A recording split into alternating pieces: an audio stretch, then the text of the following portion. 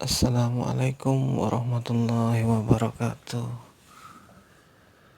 Alhamdulillah, pada kesempatan kali ini kita akan membahas dan mengupas tentang kekuatan pikiran.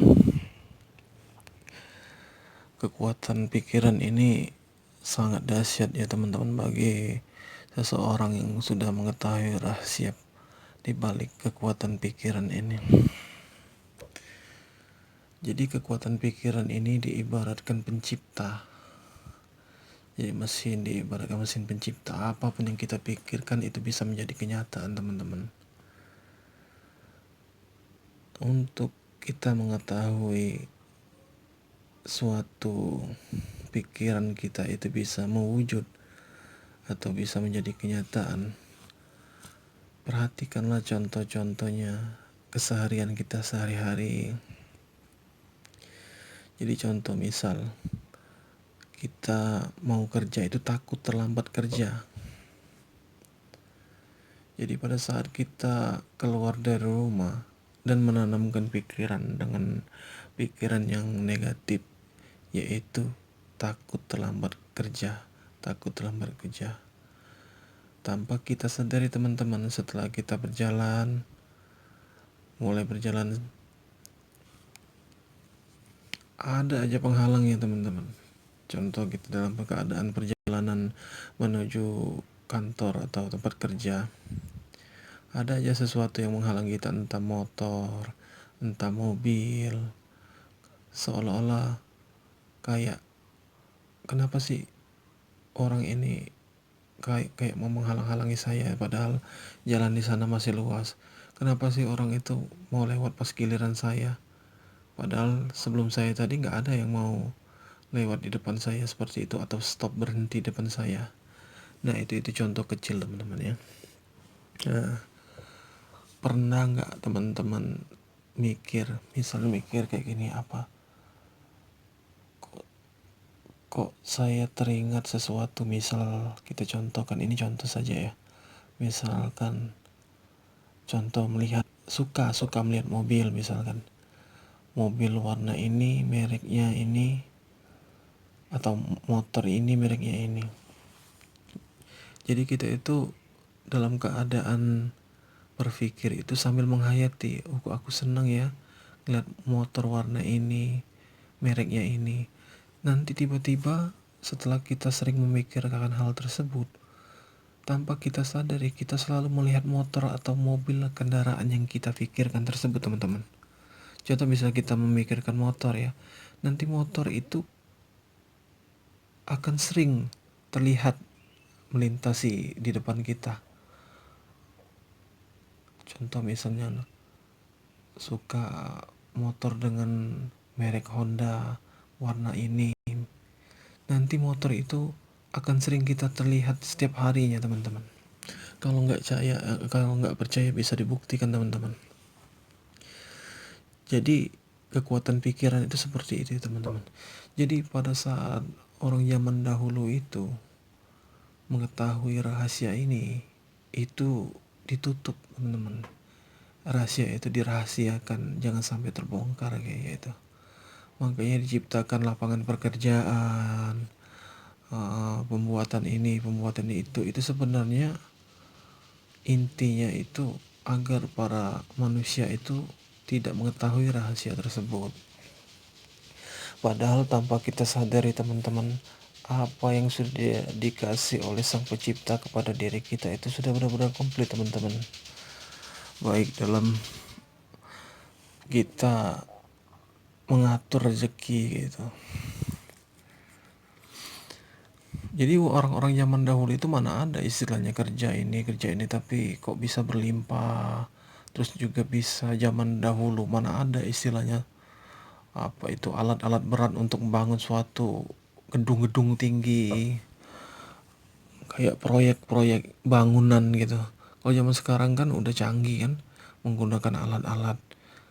Nah pada zaman dahulu itu bagaimana, katakanlah seperti Candi Borobudur, Dia bisa membuat dengan ukuran yang pas, dengan tinggi yang sama, dengan dataran yang sama, tidak tidak mencong atau tidak miring-miring dalam membuatnya. Terus juga piramida, apalagi tembok Berlin.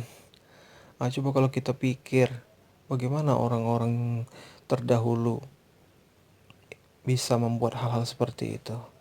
Itu menggunakan kekuatan pikiran, teman-teman.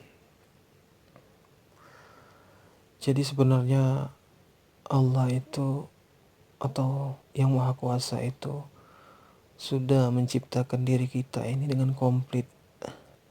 Jadi secara tidak langsung, baik ataupun buruk, pikiran kita itu akan direspon oleh alam semesta.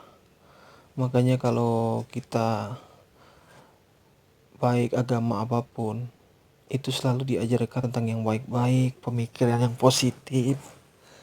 Tidak boleh kita berpikiran suuzon kepada orang lain. Karena tanpa kita sadari, pikiran kita itu akan mewujud dengan sendirinya.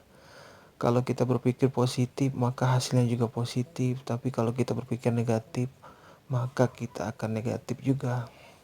Jadi diibaratkan itu, tidak peduli orang itu baik atau buruk, kalau yang namanya jatuh pasti ke bawah. Nah, begitu juga dengan pemikiran kita ini, teman-teman. Jadi dia tidak memandang kita orangnya baik, kita orangnya jahat. Kalau pemikiran kita positif, ya hasilnya positif. Tapi walaupun kita orangnya baik dengan orang, tapi kalau sering ada pikiran negatif, itu maka dengan sendirinya hal-hal seperti itu kita ciptakan sendiri, teman-teman. Jadi tanpa kita sadari, kalau kita benar-benar memahami kita ini mempunyai dunia bagi diri kita sendiri, menciptakan dunia untuk diri kita sendiri. Perhatikanlah orang-orang dan perhatikanlah diri kita sendiri. Tanpa kita sadari, hal-hal yang terjadi di dalam diri kita, hal-hal yang terjadi ketika kita mendapatkan sesuatu atau memperoleh sesuatu dalam kehidupan kita, itu tanpa kita sadari, itu timbulnya dari pikiran kita, teman-teman. Makanya kalau orang terdahulu, agar kita bisa mengendalikan pikiran itu, berlatihlah dengan meditasi. Kalau kita di Islam ini sebagai zikir nafas. Karena semakin kita sering bermeditasi, semakin kita sering berzikir nafas, itu akan membuat kita bisa mengendalikan pikiran, teman-teman. Bukan kita yang dikendalikan oleh pikiran. Jadi letak kebahagiaan manusia itu sebenarnya bukan di luar diri, tapi di dalam diri. Apabila manusia tersebut sudah bisa mengendalikan pikirannya, maka dia akan bahagia, teman-teman. Karena sumber penderitaan itu gak jauh-jauh sebenarnya, itu dari pikiran kita sendiri. Rasa keinginan kita, rasa pemikiran kita yang terlalu jauh, melihat orang seperti ini, kita kok begini. Jadi sumbernya itu dari pikiran. Makanya pikiran itu harus kita tundukkan dengan cara berlatih meditasi atau berzikir nafas. Itu fungsinya, teman-teman. Jadi diarahkanlah, dibiasakanlah pikiran kita dilatih agar kita bisa berpikir selalu positif. Contoh misalkan untuk melatih pikiran kita agar selalu positif itu, tulislah sesuatu hal yang positif, hal apa saja. Hal itu untuk mendukung kita agar pikiran kita, bawah sadar kita akan selalu positif. Misalkan ini contoh kecil, tulis di kertas, jadi kemana-mana kita itu kita bawa bila perlu. Ini untuk melatihnya saja, teman-teman. Jadi kalau kita mempunyai, agar kita mindset kita atau pemikiran kita positif itu, tulislah kertas, di dalam kertas tersebut, saya ingin bersedekah setiap harinya, misalkan berapa, 10.000, 20.000. Jadi dengan adanya teks atau bacaan itu selalu terbaca dan akan terekam di bawah sadar kita, teman-teman. Nah, hal itulah untuk melatih teman-teman agar bisa menjadi pikiran yang positif, teman-teman, untuk melatihnya.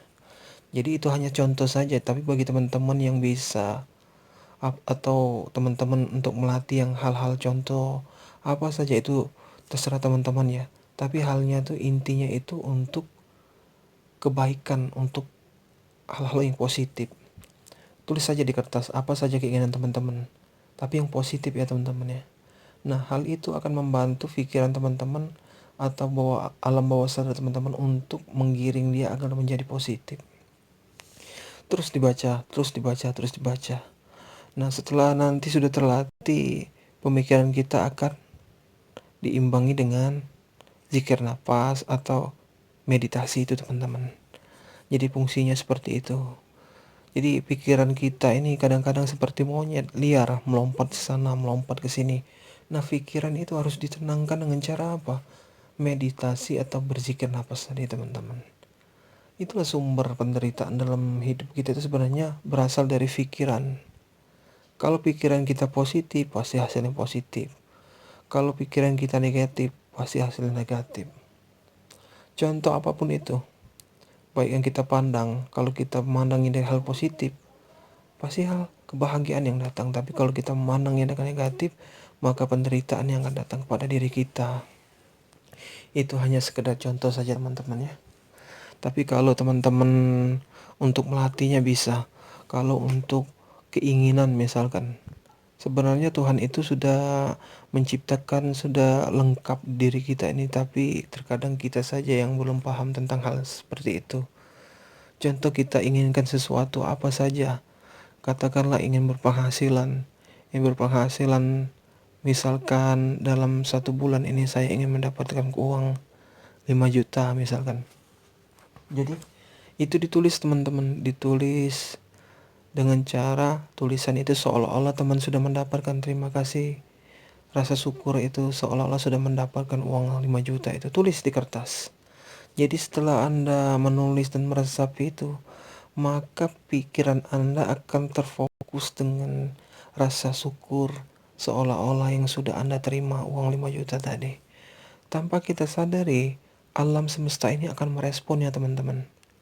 Jadi alam semesta ini akan meresponnya dan kita pun tidak usah memikirkan dari mana hal tersebut atau uang tersebut bisa datang dengan sendirinya. Tidak usah pikirkan. Tugas kita hanyalah bagaimana mempertahankan pikiran kita agar selalu fokus, agar selalu positif dan selalu bersyukur seolah-olah uang tadi kita sudah mendapatkannya. Maka kalau memang teman-teman benar-benar fokus konsisten dalam melakukan kayak itu, saya jamin dalam 1 bulan itu Anda akan terkejut dengan hal-hal yang Anda pikirkan itu bisa menjadi kenyataan teman-teman. Jadi kembali polanya itu tadi ya teman-teman, untuk melatihnya. Melatihnya itu hal-hal yang kecil-kecil saja dulu. Dari yang kecil sudah dapat pembuktian, sudah terbukti, naikkan sedikit, naikkan sedikit. Jadi ibaratnya itu jangan yang naib teman-teman.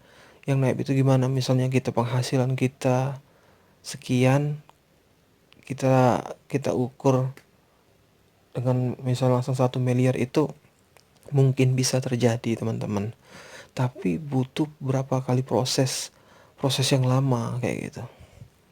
Jadi dimulai dengan yang kecil-kecil dulu, setelah yang kecil tingkatkan lagi. Nanti di situ akan ada keajaiban dari pemikiran kita tadi, dari alam bawah sadar kita, dari hal-hal yang kita pikirkan itu tanpa kita sadari menarik. Jadi pikiran itu seperti magnet.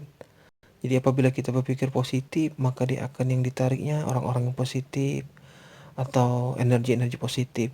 Tapi malah sebaliknya, kalau kita berpikiran selalu negatif, berteman juga pasti akan menarik energi-energi negatif. Tidak ada ceritanya burung-burung gereja, burung pipit. Burung pipit pasti berkumpul sama burung pipit. Burung gereja pasti akan berkumpul dengan gereja. Begitu juga burung raja wali atau burung kasuari, mereka berkumpul dengan sejenisnya masing-masing. Nah, seperti itu juga kita manusia teman-teman. Kalau kita positif, maka kita akan dikelilingi dengan manusia-manusia yang positif.